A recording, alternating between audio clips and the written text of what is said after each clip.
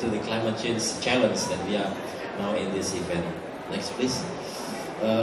We have this picture, the concept how to integrate development and climate change challenge, how to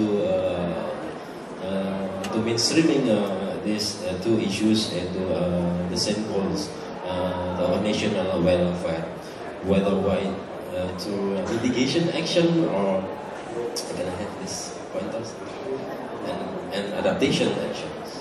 So we have to approach here. So this is our challenge. So I think bamboo is our opportunity for Indonesia. Next. At national level, we already have a national action plan for adaptation. We call it RAN-API, which is this goal, sustainable development and adaptive to climate change or resilience development. So there are four main targets. Number one is related to economic resiliences that we already introduced by Mas Arif, and then economic resiliences, ecosystem, economic resiliences, and then livelihoods, and then spatial areas resiliences. I think in line with this topic, I think this our policy already exists. How can we integrate this into actions? And then there are detailed sectors.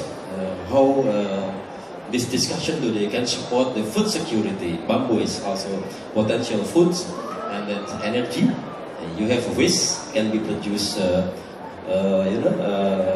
coal probably, and then health is related to welfare, settlement, infrastructure. It's bamboo is also the part of this, and then urban area, close to small islands area is the potential area where we can introduce this bamboo. And then to support this into the development, of course, we need to have guidelines for make all stakeholders doing the same path and methodology. So we should start with identification of the targets. What is our targets related to ecosystem or social economics or livelihood and so on? How can bamboo get the part of the systems? And then technically we will conduct a kind of impact assessment.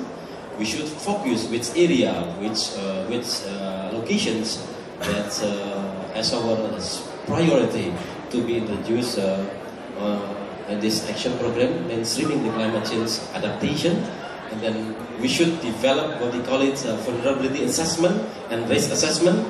And by this, we can develop what kind of activities we can produce, what kind of program should be introduced in that area.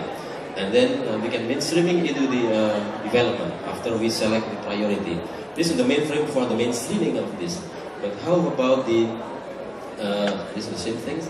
How about the grassroots activities? In Indonesia, we already conducted what we call it climate village programs, which can be linked with the bamboo community in the future. I think we have our targets in the next 4 years.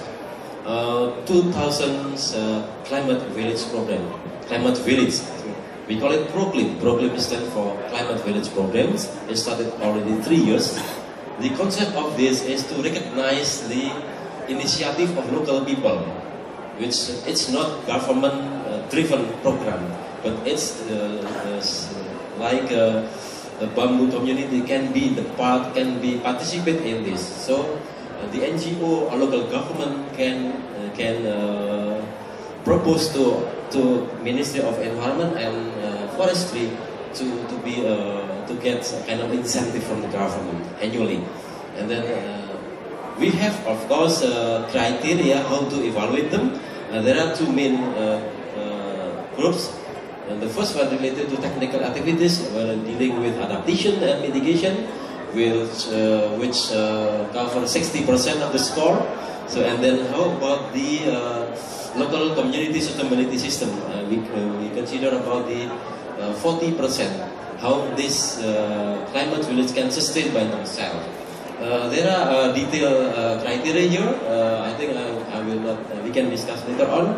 But the concepts, I think, we can use this opportunity. I think this discussion how can encourage bamboo as an added value for improving our community welfare as well as improving nation economy, as mentioned by Arif Yap already.